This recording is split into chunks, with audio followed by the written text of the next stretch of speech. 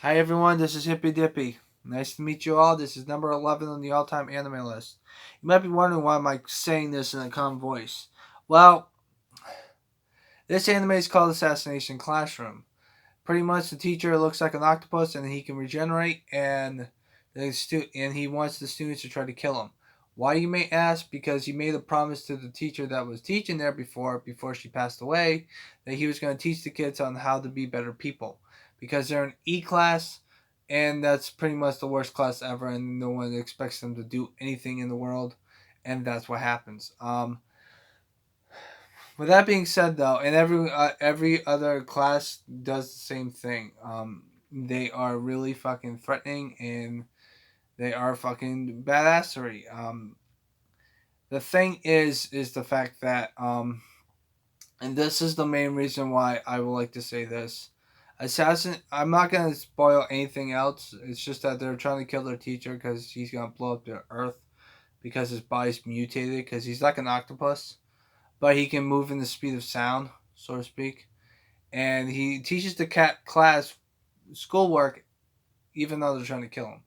Um, with that being said, though, the only three characters that you'll like their character development are the guy with the red hair, the artificial intelligence, which is kind of like a computer with guns.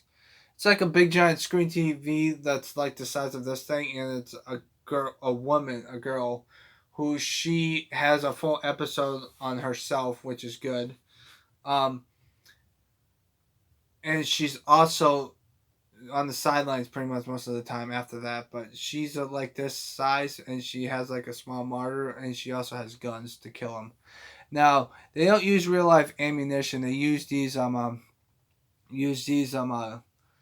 alien the pellet. It's like paintball guns, but instead of doing this, that, and the other thing, the thing is the fact that if you use real life ammunition, it won't hurt him because it'll just melt, and that's the main thing why they use the weapons that they use. The thing that really it gets sad at the end because the sensei has to die at some point because if the teacher does not die, the earth gets exploded because she's technically a ticking time bomb, which will be excused in the second season. But the main reason why this anime is at number 11, and if you want to watch it, go ahead and watch it. I highly recommend you watch it. But the only reason why it's at number 10 is number 11 is the fact, and why it beats out all the rest of the animes, mainly the 15 through 12 animes, is the fact that it's longer. It has 48 episodes, I believe. Um, each character has character development, which is good. Um, and the fact that I love all the references that they do with Naruto because they make a lot of fucking Naruto references. I mean, seriously, the teacher puts on the fucking Naruto headband for Pete's sakes. I'm like, what the fuck? But anyway, and the third reason why it's at number 11, and I think this is the main reason why it edges out with the last anime, Violet Evergarden, was it was the fact that it has a spin-off series that only has, I think, 24 episodes or 13, 14 episodes. I don't know. But and the episodes are only 12 minutes long, but it has a spin-off series of the characters in like a video game type of stuff. You should watch that as well. I've never reviewed it. If I did, I kind of forgot. I don't even fucking know. But that's the main reason why it's at number 11. It's a separate thing, but I think that making more episodes to an anime that I love that this time, and that's why I like it. Now, the reasons why it's not in the top 10. The everyone's been wondering, and the only reason why it's not in the top 10, you might be wondering, oh, because it's popular. Well, it is a popular anime, but that's not the main reason why. I do not I do not like the anime as a whole and as to be in the top 10. Every other anime has this excuse because if they make all the characters likable and all of them stand out, I'll probably put this in the top 4 at least, number 4 maybe, but that's beside the point. The main reason why it's at number 11 is the fact that I mentioned earlier in this video that the anime characters There are a lot of characters because it's the whole entire classroom trying to kill one person. So there's going to be 28 characters trying to kill one single person. They all have character development. But that's also a double edged sword because of the fact that you have too many characters with 48 episodes to develop them, and some characters just get left behind. Um, that being said, though, it's like a double edged sword because of the fact that some characters shine more than others, and that's my main gripe about it. Especially, it's really noticeable in the first fucking season.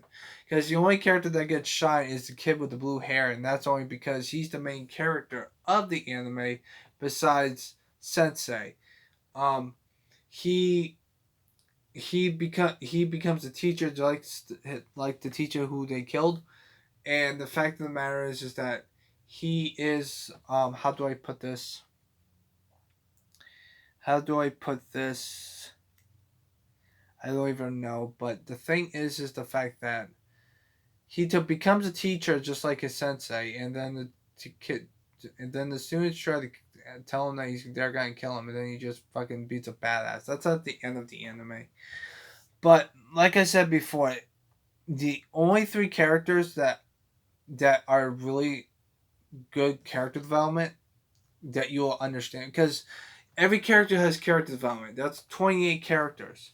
Um, that is not a good sign because if you have too many characters to have character development, you're gonna get lost in the shuffle on what character gets more character development than others, and then you're just gonna be fucking confused if you don't know what the fuck is going on. With that being said, though, the main character automatically gets a shine. So you know what the main character is. He's the kid with the blue hair. He's the one that also does it. The girl with the green hair is also a person that you can get to when it comes to fully developing because she likes him, and she has like a specific episode for her to kill Sensei because she's also a psychopath.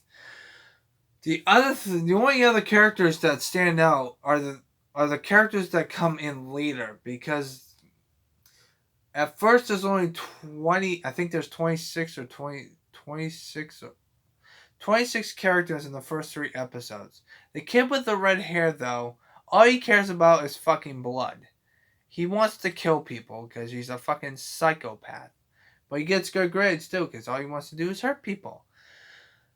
Um, with that being said, though, he's the first person that actually injures Sensei until he becomes alert because their teacher's Sensei, who's like an octopus, if you must know in the fucking thumbnail.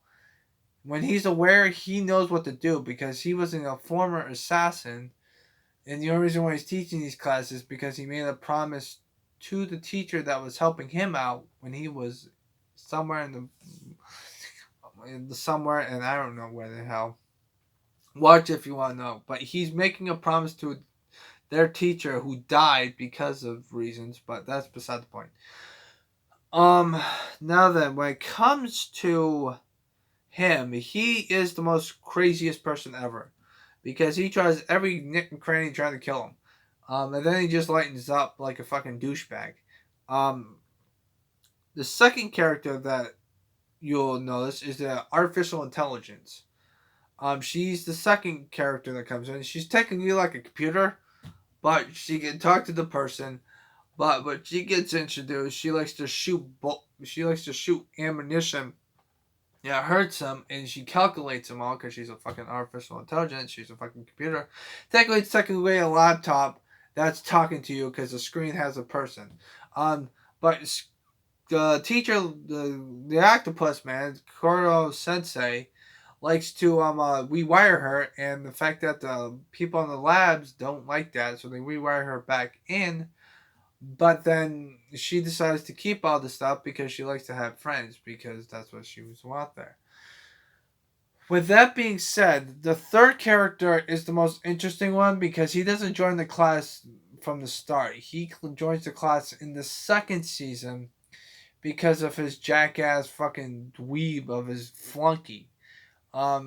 He is more along the lines of he's Koro Sensei's brother because he has also technicals in his head though. He doesn't have it all in his body.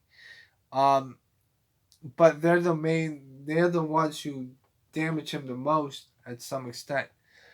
With that being said, though, this anime is really fucking good, and those are the only those are the only three characters that you will actually, get the character development right because they focus on them. Every other character is spread all over the fucking place except for two, and that's the girl with the green hair who likes the main character, who is the guy with the blue hair, who's just like assassin who likes to kick the shit out of everyone. But with that being said, though, I would like to say that this anime deserves to be at number 11, regardless of how popular it is, because I love Assassination Classroom. I love the fucking Naruto references. I love the character development, even though that's a double-edged sword, in my opinion, because there's too many fucking characters, and some people might get lost when it comes to character development. And you'll fall in love with all the characters. There's only one character that I did not like, and that is the girl with the glasses, because she's so naive, but that's beside the point. And I didn't like the principal either. I think that guy was a jackass. Although I did like it that he lightened up at the end, and then he had to close the school down because of people found out about what they were doing, which is fucking stupid. But it's all about comic relief. It does have a sad ending to some extent because the Sensei has to die at some point because he has to. Because when March hits, he will self-destruct and kill everyone unless he dies beforehand. But with that being said, though, I like to say this. I hope you guys have a nice, positive day. Take care. And I even get to the two other characters that are fucking amazing. You got Mr. Yellow Bitch, Blonde Bitch, that they all call her Blonde Bitch because it's fucking hilarious. She's got big boobs, and she's very sexy, and she's attractive. And then you got the cool slick guy who works in the government, who's making sure that these kids do their job right or something like that. And he decides to date her, which is fucking ridiculous, because they get along together and they're also mashed up together. It's a really fucking fun anime. That's why I put it at number 11. Now, like I said before, too many characters. It's a double-edged sword if you do it wrong, and I think that they do this anime wrong when it comes to character development. But I like the anime. I love the soundtrack. I love the theme song, even though it's not really my favorite. But, it's okay for some extent. But it's at number 11 for a reason. I hope you guys have a nice, positive day. Take care. And tomorrow we'll begin doing the top 10 animes of all time.